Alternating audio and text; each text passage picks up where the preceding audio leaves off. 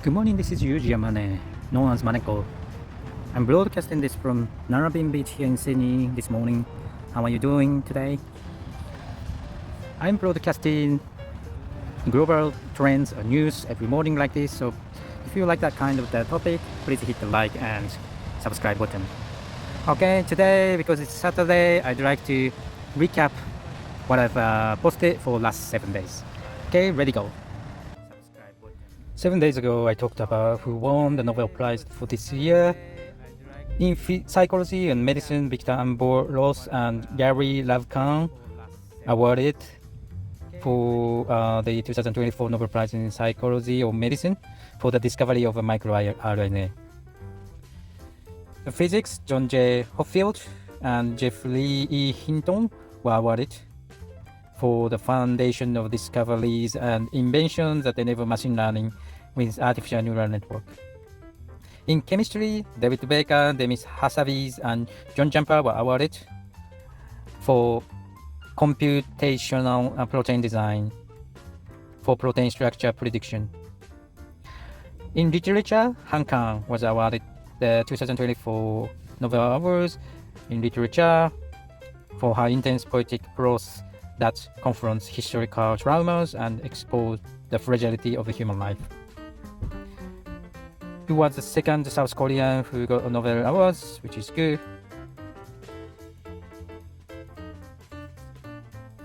In Nobel Peace Prize was awarded to Nihon Hidankyo, a Japanese grassroots organization of atomic bomb survivors.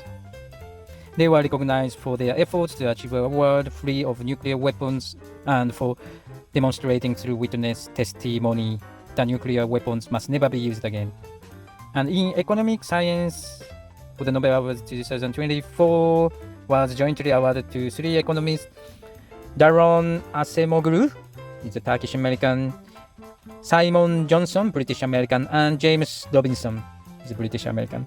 They received the prize for studies of how institutes are formed and affect prosperity. Their research has helped explain the difference in prosperity between the nations and demonstrated the importance of social institutions for countries' economic growth. I also talked about the SpaceX remarkable success on 13th of October 2024 when the company successfully caught the returning Super Heavy booster using its chopsticks arms. This marks a significant step forward, making space travel more affordable and sustainable, pushing closer to SpaceX's dream of interplanetary travel. That was good.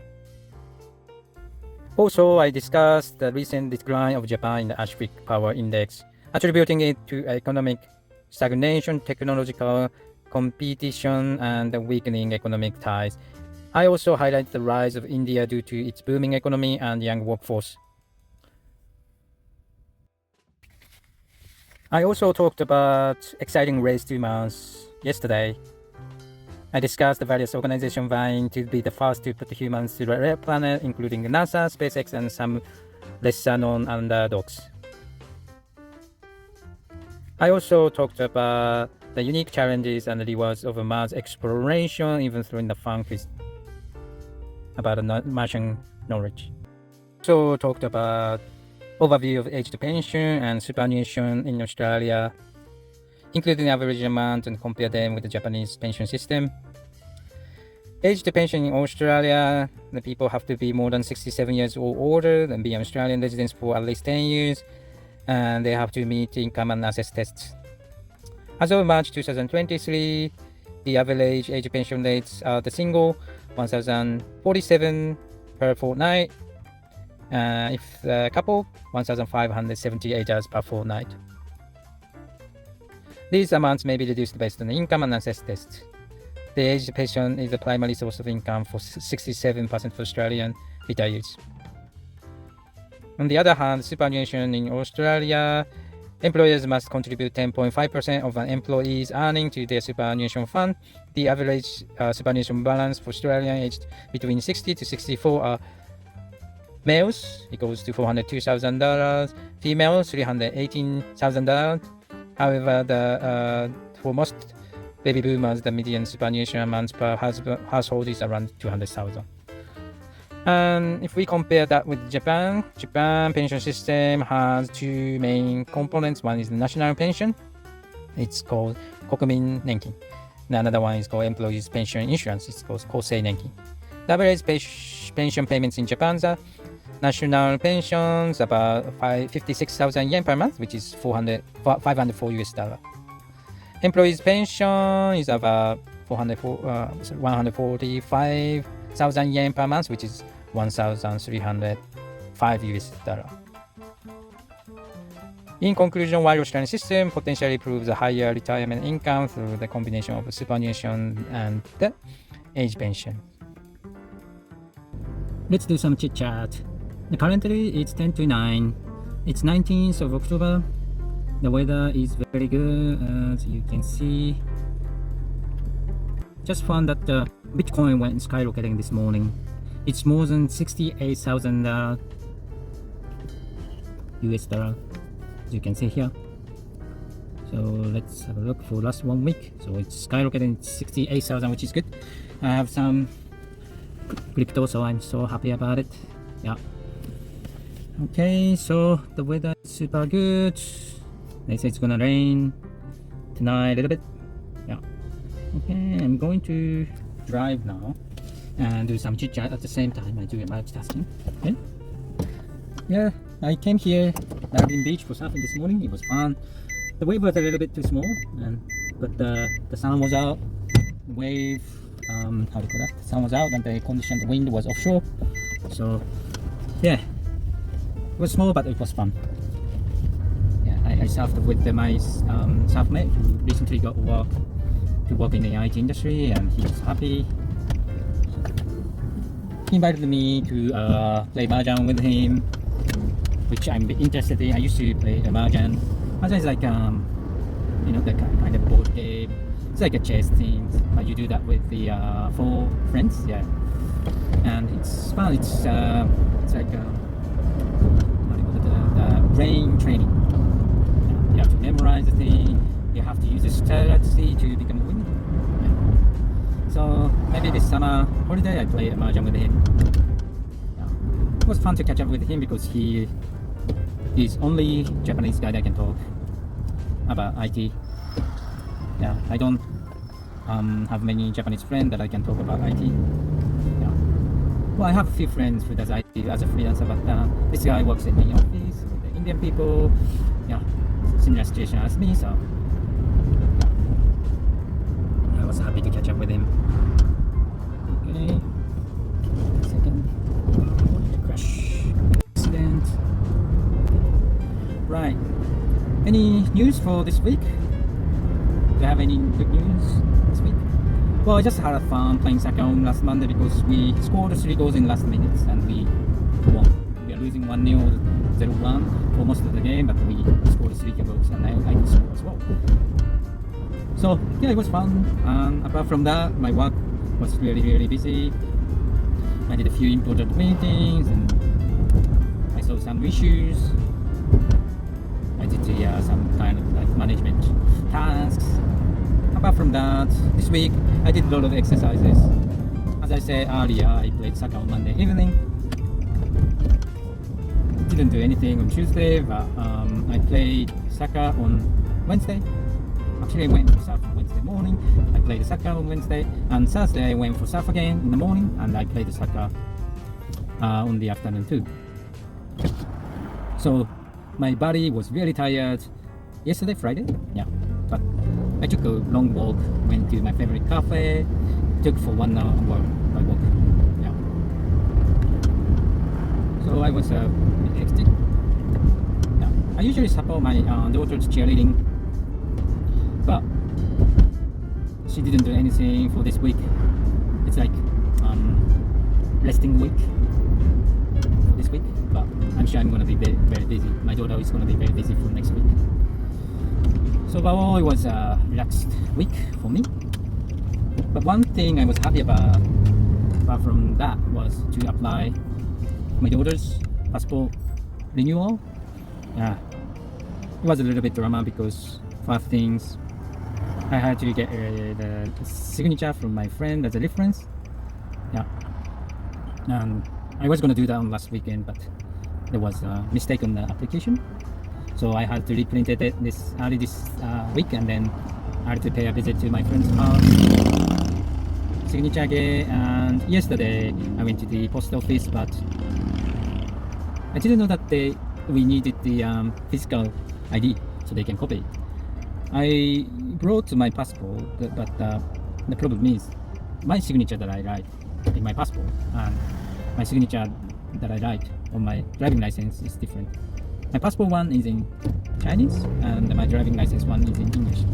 And the signature I used for this application was the English version. I brought my passport, which has got Chinese signature. It didn't work, so I had to run back home to get my driving license. It went on. I spent a lot of time effort for passport things, and it's done and dust now. I'm so happy about it. And from now I'm driving up to this place called Gordon. That's a place where my best friend lives. The reason why I'm heading there is to do a house inspection to buy, but I don't have a down payment yet. But I just wanna browse. I just wanna start browsing the house for the inspection so that I get some kind of ID, right? So it's like I'm visiting this inspection. I'm not serious to buy anything yet. I can't. I don't have enough money for that. But yesterday I spent 3 hours finding new place. But because I don't have enough money, I kind of have to fake myself that pretend like I have money for the simulation. But in the beginning, I had a feeling like, I can't afford it. But I am just looking. But after doing that for a couple hours, I kind of brainwashed myself that I have money. So the property, I kind of decided to do the inspection today in Gordon. I showed that to my wife and telling her, look, this place is good. Maybe you like it living there. So in my mind, I was feeling like, I have a chance. I might say yes, in the interview, inspection. So that means yes for buy the property. But a few seconds after I thought that, I was like, oh shit, I don't have a down payment. So I told my wife, don't worry about it, I'm not gonna buy it, I can't buy it. Yeah, I was kind of trying to brainwash my wife how good the place is. Yeah, but it's so expensive everywhere.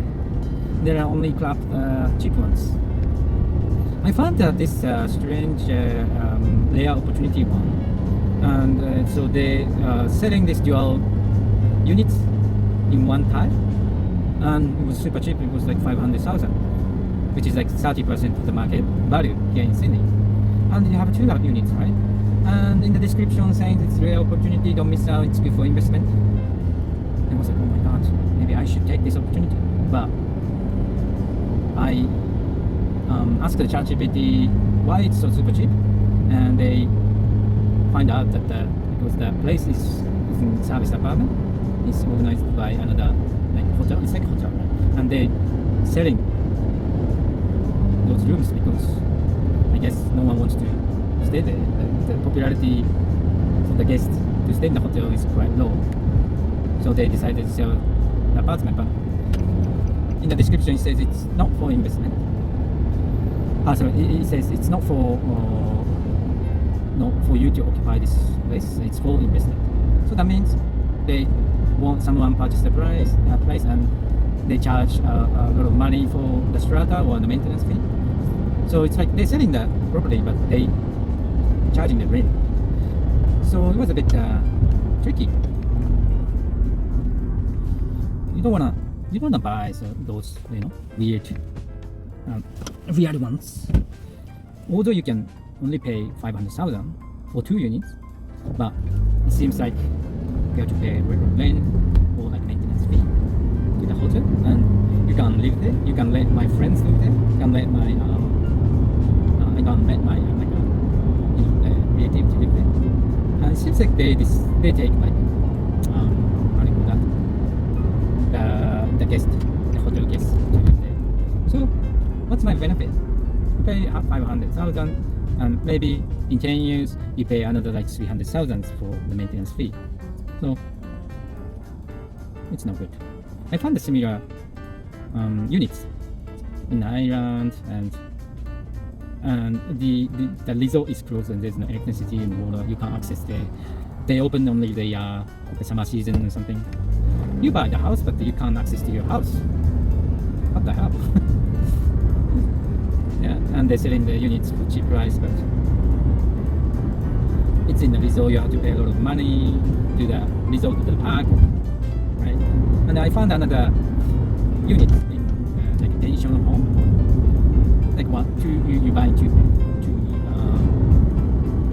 one bedrooms units, right? But you have to pay a lot of maintenance fee to the pension center, and for each unit, which is expensive.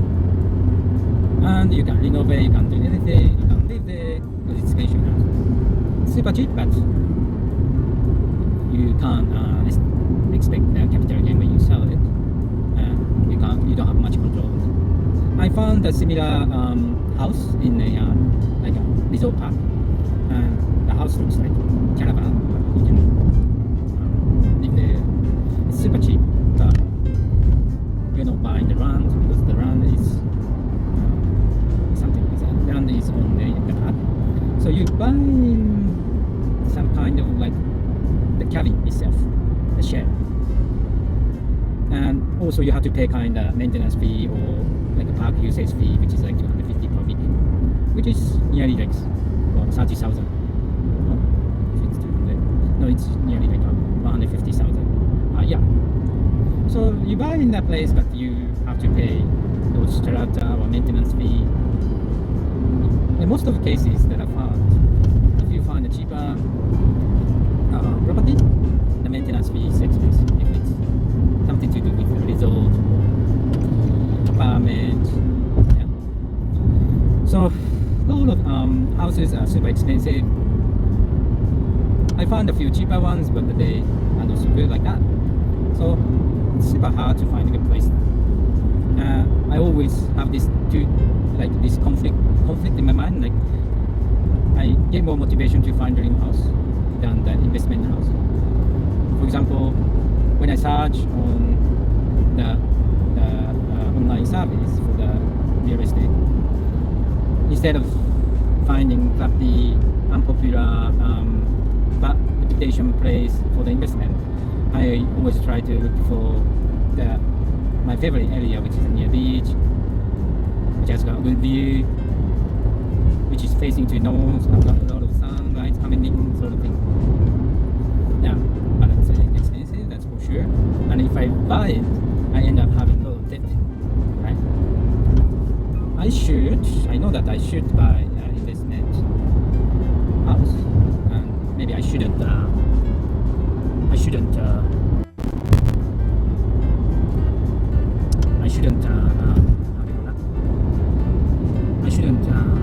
care about the quality of life there. Instead, I have to see the numbers only. So basically, I have to find a crappy house in the and how do you call that? A bad reputation place with a cheaper price. I have to manage having the tenants live there for a long time. Yeah, so that's what I have to do.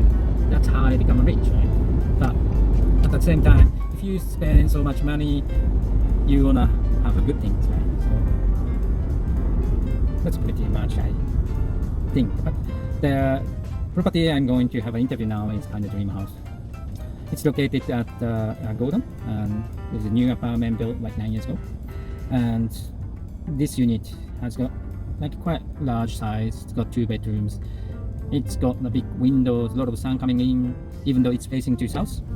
Facing to the south for this property is good because it's on one of the busiest roads in Sydney, and for those properties facing to north, they have got a lot of sun coming in, but at the same time it's facing to busiest road, so it might be very noisy outside. The property I'm looking right now after this is facing south, so you can see city, you can see Sydney Tower, city view. Just want to take a look and then see how it's like. I want to find out why the property is super cheap, because the property in that area, averagely they sell 860,000 $, but this property they are offering 760,000, which is 10% cheaper than other places. So I'm gonna have a look and see how it's like. Maybe I get more motivations to buy a house. Yeah. So that's pretty much everything I wanted to talk about today. Thank you for listening. See you next time. Bye.